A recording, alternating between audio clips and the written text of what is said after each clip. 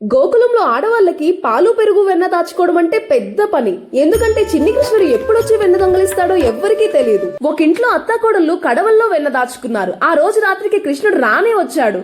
చక్కగా వెన్నంతా తినేసి వెళ్లిపోయే ముందు కొంచెం వెన్న కోడలు మూతికి రాసి వెళ్లిపోయాడు.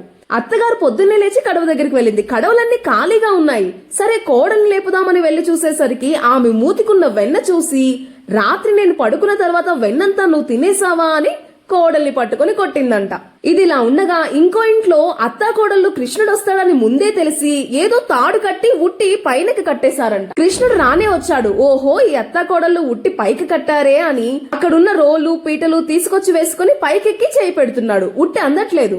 అప్పుడు ఒక రాయి తీసి కుండకి కన్నం పెట్టి చక్కగా పైనుంచి కారిపోతున్న వెన్నని చేతులు పట్టి తినేసి వెళ్లిపోయాడంట.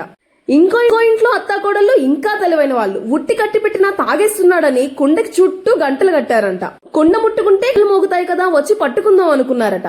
చిన్ని కృష్ణుడు రానే వచ్చాడు. పిల్లలందరినీ ఒకరిపైన ఒకరిని ఎక్కమని చెప్పి అతను ఎక్కి, ఓ గంటల్లారా మీరు మ్రోగకండి అని ఆదేశించాడంట. చక్కగా వెన్న తీశాడు, పిల్లలందరికీ పెట్టాడు. అందరూ చక్కగా తిన్నారు. అందరూ తిన్నాక కృష్ణుడు వెన్నను తీసుకుని నోటు దగ్గర పెట్టుకున్నాడంట.